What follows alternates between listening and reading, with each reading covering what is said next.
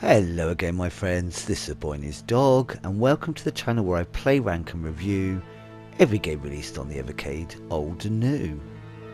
Today I'm trying something new out. It's new, it's a thing, respect the thing. It's basically me chatting about my thoughts on a specific topic or two, and I have a few questions to throw at you to find out your thoughts, and then in the next episode the first part will be reacting to those thoughts and the second part will be whatever new topic the episode will be about. If that makes sense. We will just see how it goes. If it works, I'll do more. The frequency, I'm not sure, monthly, fortnightly or weekly. We see what works, and of course, if there is something to even have thoughts about. Once we start getting news and reveals as the year continues, I'm sure they will increase, and I'll probably do all my reactions to news etc. within this format going forward. If it works. This is more designed to be listened to rather than watched, whether you're house cleaning, playing a game, having a bath, taking a dump or having a sneaky evening joint in the garden.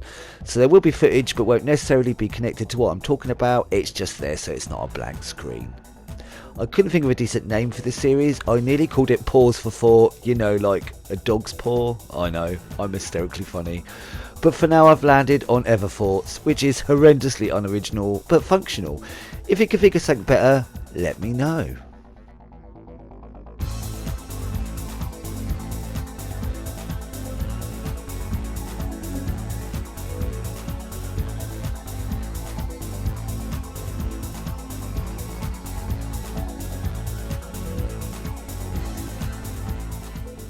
Because this is the first episode, we have no previous to reflect on, so to begin with, I just wanted to have a quick natter about my recent ranking videos. First off, thanking you, all who watched, and being kind to me about my balmy order and reasonings. Half the reason I wanted to make the ranking videos was to see what all your favourite and least favourite games and carts were, and which of the three ranges we have so far is preferred.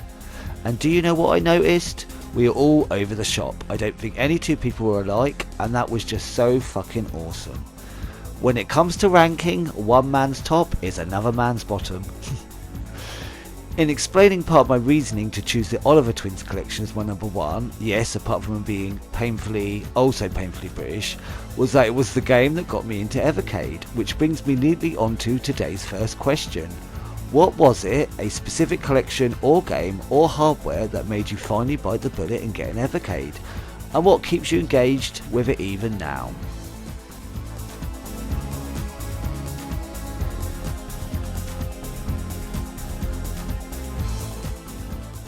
And keeping things simple, the second topic today is probably the easiest and most obvious for a first episode. It's Evercade 2024.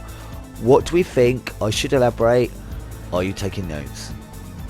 Last year, both Duke and Super Pocket definitely brought more attention to Evercade, and I was seeing lots of people finally coming in due to Super Pocket. So, what's next for Hyper Mega Tech and Super Pocket? We know we are getting more Super Pockets as these first two were numbered. Now one would assume these would always house exclusive games. I can't see the benefit of creating one with games you already have on a cart. So they must have a fair few licenses that can't be put on a cart.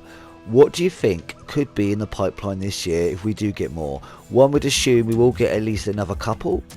And what else do you think Hyper Mega Tech might release? We know it's not just going to be the Super Pocket, so will we hear and even see something else this year? I have wondered if Blaze will use Hyper Mega Tech to maybe release new controllers that they have previously mentioned working on. That would work on Evercade and other systems, though I could be completely off there.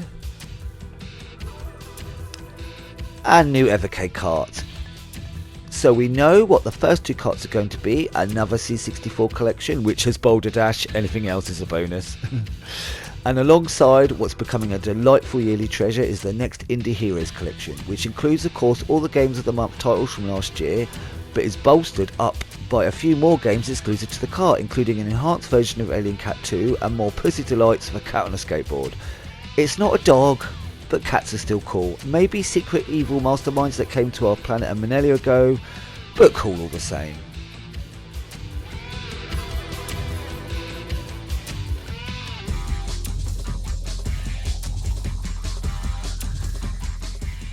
It sounds like there are some big announcements ahead this year from what Blaze have been teasing. My first easy guess, we will get a single game cart. There could be more, but we are definitely getting at least one, which I'm always fine with if the game is special enough. It's interesting to think these carts are a bit tricky. It's only a single game. If they go with something really unique, it could put some off if they're not into whatever that type of game is. Like if it's a single football game, I won't be into it, will I? My second, maybe not as easy guess, is we may get another remastering of something. But with all the work that needs to go into such things, maybe it's not something we should expect every year, but it's still exciting to think about if they're doing something. What game or games could they be tackling next? And next we've got to think about balance of the carts this year. Will they keep to the admittedly high amount this year?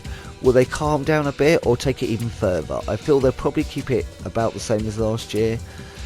And with the balance between arcade, home computer and console, how do you think that will fall? I know a fair few of you wished we had more arcade titles last year, so will they try and rectify that this year?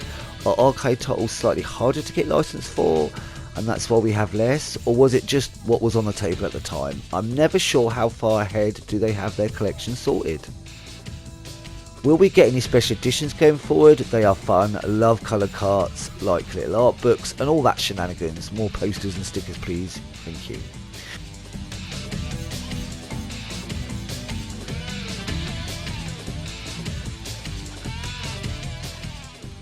So what would I be interested in seeing going forward? Console range wise, I'm always happy for more PlayStation 1 games. An Irem console collection would be good for more R-Type goodness, including the PS1 Delta. Yes please. Home computers, after the next C64 collection, I don't mind if we have something different for a while, because we've had 3. Some more Amiga collections would be awesome. Of course my number one choice would be another Team 17 collection to round off all the awesome games they did, like the 2 3D Alien Breed titles. Assassin Special Edition would be cool. I believe we can't get Super Frog, which if true, I'm well gutted. And arcade collections, again Irem Collection 2 with more R-Type would be tasty as all hell. We also know we are getting a 3rd season of Game of the Month. We could get anything with these, and that's why they're always exciting, not knowing what we're going to get next. And being the low-tech fanboy I am, I hope we get another title. I'm sure I saw you was thinking about an enhanced version of Flea, or am I going mad? Yes please, if so. And do you know what else I would love? If Blaze had secretly been getting some awesome indie devs to create games for the Evercade. That's the one thing we are missing, and I feel is the next step. We've had games remastered for the Evercade, we've had Evercade versions of games, and we now have native games. Surely the next step is exclusive games made for the system. Again, I'm not sure if that ever happen, but it could, couldn't it? It's feasible, right? And it'd be cool, wouldn't it? Like bow ties, if you're the 11th. They could be called Evercade Originals and be their own different colour range. Yeah, it's a good idea. I know you'll agree with me on that.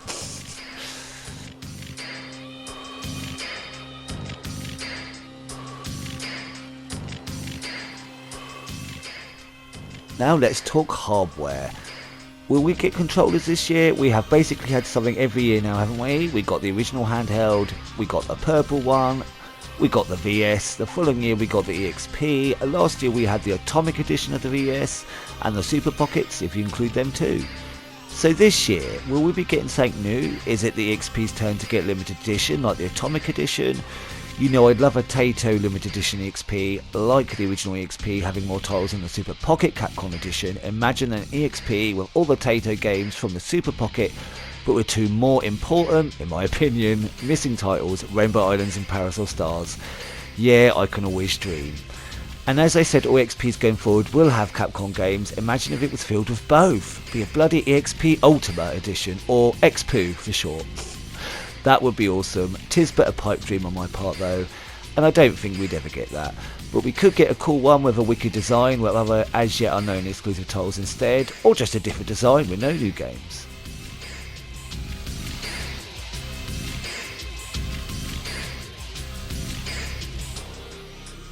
And the last thing is system. Patches and updates to be precise. Now we know they've got to repatch in the high score saves and auto fire after a little wobble, so that would be cool. And we need a patch for a few issues that have come up because of said wobble.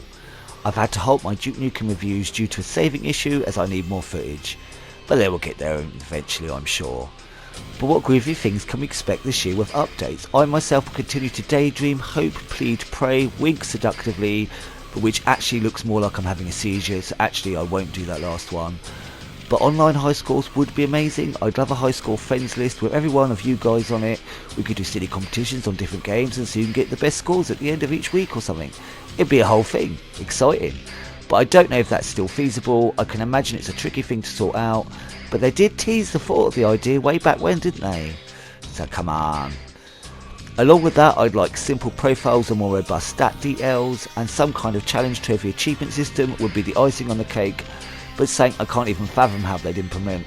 But imagine the life it would bring back to even the oldest carts in Evercade of online high scores and old trophy achievement shenanigans. It would make it even more attractive, I think, to get into. Again, these are but pipe dreams and something I bring up, I think, every year now.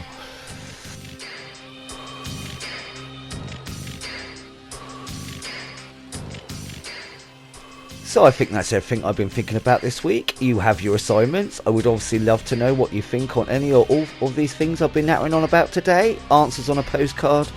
Oh no, wrong show and or decade. Better leave your thoughts in the comments below instead then. I'm not sure when the next new piece of info will drop for the Evercade or Super Pocket, but be sure I'll be here to natter on about it with all you guys when it does. And if you've made it here to the end of the episode, thanks ever so much for joining me. Leave a thumbs up or comment if you'd like. Either way, I'm just chuffed your picture head in for a goosey gander. As always, I hope you're having the most awesomest of days, my friends. And until next time, be seeing you.